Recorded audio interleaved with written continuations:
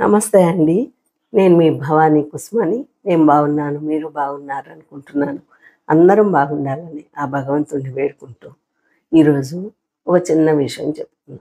నాకు ఎట్లాగూ గొంతు బాలేదు. అంటే హీట్ ఎక్కువైపోయింది. హీట్ ఎక్కువైపోయిందంటే మనకి వర్షాలు మాకు బెంగుళూరులో వర్షాలు కదా! ఈ ఇప్పటిదాకా వచ్చిన ఎండకి, ఈ వర్షాలకి క్లైమేట్ చేంజ్ అవుద్ది కదా!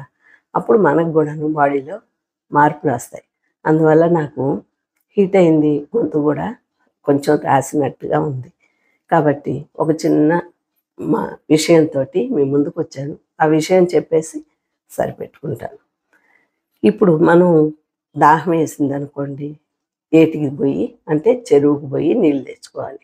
నీళ్ళు తెచ్చుకోవాలి అంటే మనం ఏ బిందె కానీ, చెంబు కానీ ఏది ఎత్తుకుపోతే అంతవరకే నీళ్ళొస్తాయి మనకి. చెంబెత్తుకు పోతే చెంబెడు నీళ్ళే వస్తాయి. బిందెతో పోతే బిందెడు నీళ్ళే వస్తాయి. అట్లాగే ఒక అన్న చెల్లెల కథ చెప్పుకుందాం. ఒక అన్న భద్రయ్య అని ఒక అన్న ఉండేవాడు. ఆయన భూస్వామి. ఆ భూస్వామి పొలము, ఆ తర్వాత ఆ ఊళ్ళో వాళ్ళకి ఏదన్నా సహాయం అయితే అప్పులు ఇవ్వడము, అది తీసుకోవడం, అట్లా ఉన్నాడు. న్యాయంగా జీవిస్తూ ఉన్నాడు ఆయన. ఆ చెల్లెలికి పెళ్లి చేశాడు. ఆ చెల్లెలి పేరు వీరమ్మ. వీరమ్మకి వీరయ్య అనే ఒక ఆయనతోటి పెళ్లి చేశాడు. ఆ వీరయ్య సోమరి. ఆ సోమరి ఏ పని చేయడు. అన్నింట్లోనే చెల్లెలు ఉంది. ఆ అన్న సంపాదనతోటి బ్రతికేస్తున్నాడు. అప్పుడు ఆ భద్రయ్య ఏమన్నాడంటే, మీరు ఎక్కడో ఉండాల్సిన అవసరం లేదు.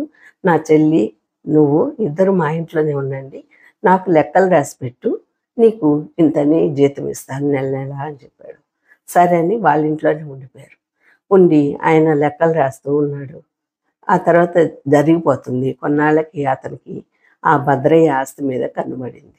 ఆ వీరయ్యకి, అంటే చెల్లెలు భర్తకి.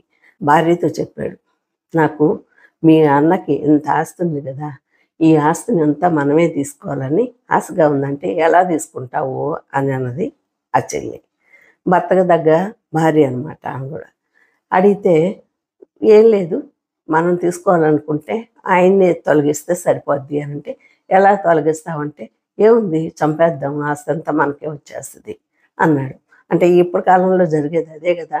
ఎందుకంటే సంబంధాలతోటి, బంధాలతోటి ఏమీ అవసరం లేదు, డబ్బుతోనే సంబంధం జనానికి. అట్లాగా తల్లి లేదు, బిడ్డ లేదు, కూతురు లేదు, కొడుకు లేడు, చుట్టాలు లేరు, స్నేహితులు లేరు అన్నట్లుగా ఉంది ఇప్పుడు. అట్లాగా ఆయన ఏం చెప్పాడు, మీ అన్నని చంపేసి ఆస్తంతా మనం తీసేసుకుందాము అన్నాడు. మీ అన్నని చంపేసి ఆస్తంతా మనం తీసుకుందాం. మీ అన్న చనిపోతే ఆస్తి మనకే కదా, ఇంకెవరు లేరు కదా అని చెప్పాడు.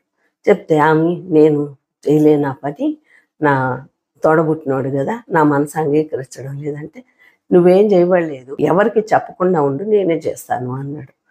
అంటే వీళ్ళు ఆ ఇంట్లోనే ఉన్నారుగా, ఆ ఇంట్లో వీళ్ళు మాట్లాడుకునే మాటలు ఆయన చెవిలో పడ్డాయి. చెవిని పడి అప్పుడు ఆయనకి మనసు ఒక రకంగా బాధతో నిండిపోయింది మనసు. ఇంతగా ప్రేమించిన చెల్లెలు నన్ను చంపి ఆస్తి తీసుకోవాలనుకుంటున్నారు అన్న ఉద్దేశంతో ఆయన ఆస్తిని అంతా వదిలేసి ఇంట్లోంచి వెళ్ళిపోయాడు. వెళ్ళిపోయి కొంత దూరం వెళ్ళాక సాయంత్రానికి అతనికి ఒక చెట్టు కింద కూర్చొని ఆకలికి బాధతో ఉన్నాడు. అప్పుడు అక్కడ చెట్టు దగ్గరే ఒక మహర్షి ఉన్నాడు. ఆ మహర్షి ఏం చేశాడు, ఏం భద్రయ్య అని పిలిచాడు. ఆయనకి వెంటనే, ఏంటి ఈయన ఎవరో నాకు తెలియదే అని, ఏంది గురువు గారు నా పేరు ఎలా తెలిసింది మీకు అని అన్నాడు.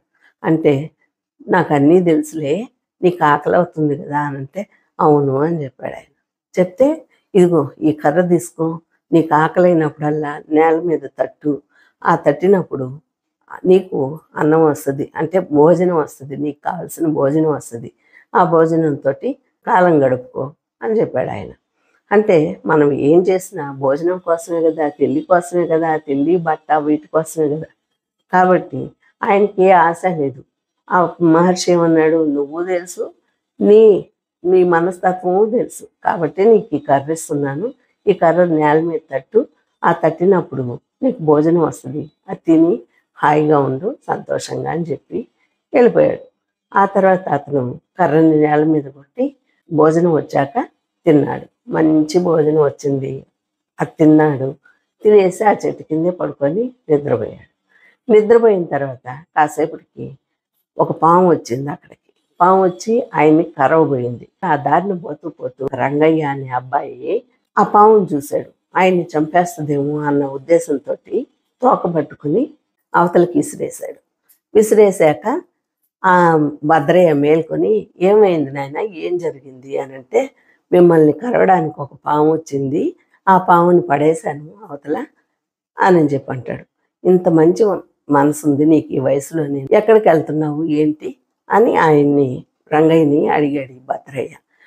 ఆ అబ్బాయి ఏమన్నాడంటే, నేను టౌన్కి వెళ్తున్నాను, టౌన్లో ఏదన్నా ఒక పని చిక్కద్దేమో, ఆ పని చేసుకోవడానికి అని చెప్పని ఆ భద్రయ్యతో చెప్తాడు. అప్పుడు ఆ భద్రయ్య ఏమన్నాడంటే, ఇదిగో నీకు ఈ కర్రిస్తాను నన్ను కాపాడినందుకు, నీకు ఆకలిగా ఉన్నప్పుడు నేల మీద తట్టు, అంటే సిటీకి కానీ టౌన్కి కానీ పోతే పని చిక్కేదాకా ఆహారం కావాలి కదా అన్న ఉద్దేశంతో ఆ కర్రని ఆ రంగయ్యకి ఇచ్చాడు. ఆ రంగయ్య ఏం చేశాడు, ఆకలేసినప్పుడు నేల మీద తట్టేది, భోజనం వచ్చినప్పుడు ఆ మంచి రుచికరమైన భోజనం వస్తుంది కదా, ఆ భోజనం తిని తర్వాత చాలా బాగుండేది ఆ భోజనం. ఆయనకి ఒక 4 రోజులు గడిచాక అర్థమైంది, ఇంత మంచి భోజనాన్ని మనం ఏదన్నా ఉపయోగించుకోవాలి అనని ఒక పూటకోళ్ళ ఇల్లు పెట్టుకున్నాడు. అంటే పూటకోళ్ళ ఆశ్రమం అంటారు కదా, అట్లా పెట్టుకొని దారిని పోయే వచ్చే వాళ్ళందరూ ఆకలేసినప్పుడల్లా వాళ్ళకి కర్రతో కొట్టి ఆ భోజనం పెట్టేవాళ్ళు. ప్రతి ఒక్కరు తిన్నవాళ్ళందరికీ అది బాగా అనిపించేది, రుచిగా ఎంతో బాగుంది అన్నట్టుగా తిని ఇక అందరికి అలవాటైపోయి అక్కడ ఆయన పెట్టే భోజనానికి అలవాటు పడిపోయి ఇతను ఊరికే కాదు డబ్బులకి పెట్టి పూటకూళ్ళు అంటే అప్పట్లో కూడాను వాళ్ళకి తోచిన డబ్బులు ఇచ్చిపోయేవాళ్ళు అనమాట. దారిని పోయేవాళ్ళు అంటే ఆకలి తీర్చారు కదా, ఇప్పుడంటే హోటల్స్ ఉన్నాయి ఎక్కడ పడితే అక్కడ, అప్పుడు అట్లా కాదు, ఎక్కడో ఒక పూటకూళ్ళు అమ్మ ఉండేది. ఆమె పెట్టిన అన్నానికి అనవసరంగా మనం ఎందుకు తినాలి వాళ్ళ భోజనం అని వాళ్ళ దగ్గర అంతో ఇంతో ఉంటే ఆ డబ్బులు ఇచ్చిపోయేవాళ్ళు.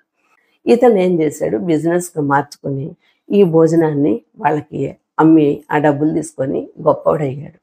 గొప్పవాడై బాగా సంపాదించుకున్న తర్వాత ఒకసారి భద్రయ్య అడిగాడు, ఏంటి భద్రయ్య నువ్వు చేస్తున్న పని అని అంటే, ఏముంది బాగా సంపాదించుకుంటున్నాను నేను ఈ కర్ర వలన అని చెప్పాడు. చెప్తే ఆయన ఏమన్నాడంటే, ఇది న్యాయంగా ఉండాలి, మనం ధర్మంగా ఉన్నంత వరకే ఇది పనిచేస్తుంది, నువ్వు మంచి పని చేసావు కాబట్టి నీ మంచితనానికి తగినట్టుగా నేను అది ఇచ్చాను ఆ కర్రని, నా మంచితనానికి తగ్గట్టుగా ఆ స్వామీజీ నాకు ఇచ్చాడు ఆ కర్రని నువ్వు మంచి పనులు చేసినందుకు నీకు ఇచ్చాను, అది మంచి పనులకు మాత్రమే ఉపయోగపడద్ది కానీ ఈ విధంగా వ్యాపారానికి ఉపయోగపడదు అన్నాడు. అంటే లేదు నేను ఇట్లాగే చేసుకుంటాను అని అన్నాడు. సరే అని వెళ్ళిపోయాడు భద్రయ్య. కొన్నాళ్ళకి రంగయ్య ఆరోగ్యం చెడిపోయి ఆయన మంచాన పడ్డాడు. అప్పుడు మళ్ళా భద్రయ్య చెప్పాడు, రంగయ్య నీ ఆరోగ్యం పూర్తిగా పాడైపోయింది, నువ్వు పెద్ద హాస్పిటల్కి వెళ్ళి చూపించుకుని ఆరోగ్యం బాగు చేసుకో అని చెప్తే ఈయన హాస్పిటల్కి వెళ్ళాడు. ఎంత అయితే నాకేంటి, చాలా డబ్బులు అవుతాయి, రంగయ్య నీకు ఆరోగ్యం బాగలేదు కదా, నువ్వు పెద్ద హాస్పిటల్కి వెళ్ళి ఆరోగ్యం బాగా చూసుకో అని అంటే, నాకేమి బోల్డ్ అంత డబ్బు ఉంది, ఎంతైనా ఖర్చు పెట్టుకుంటాను అని చెప్పి హాస్పిటల్కి పోయి ఆరోగ్యం చూపించుకుంటుంటే తన దగ్గర ఉన్న డబ్బంతా అయిపోయేదాకా కూడాను ఆరోగ్యం బాగా కాలేదు.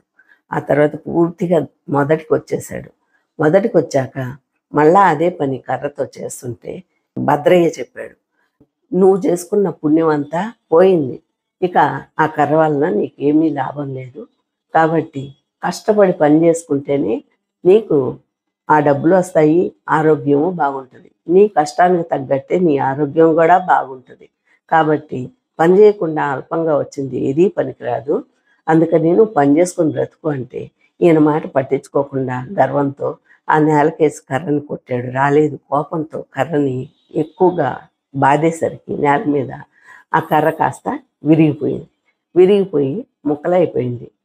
దీన్ని బట్టి మనం తెలుసుకోవాల్సింది ఏంటంటే, మనం ఏమి చేసుకుంటే అదే తిరిగి మనకు వస్తుంది.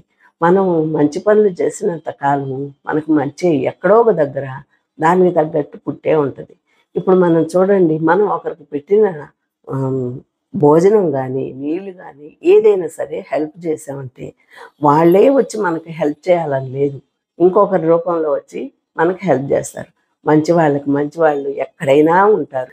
ఇది ఇలా ఉండగా భద్రయ్య ఊర్లో వాళ్ళ చెల్లి బావమరిది ఉన్నారు కదా, ఆ చెల్లి భర్త బాగా డబ్బు ఉంది కదా, అందుకని పని ఏమీ చేయకుండా ఆ డబ్బుతోటి వ్యసనాలకు గురైపోయి బాగా తాగడం, ఉన్నదంతా ఆస్తి పోగొట్టేసుకున్నాడు.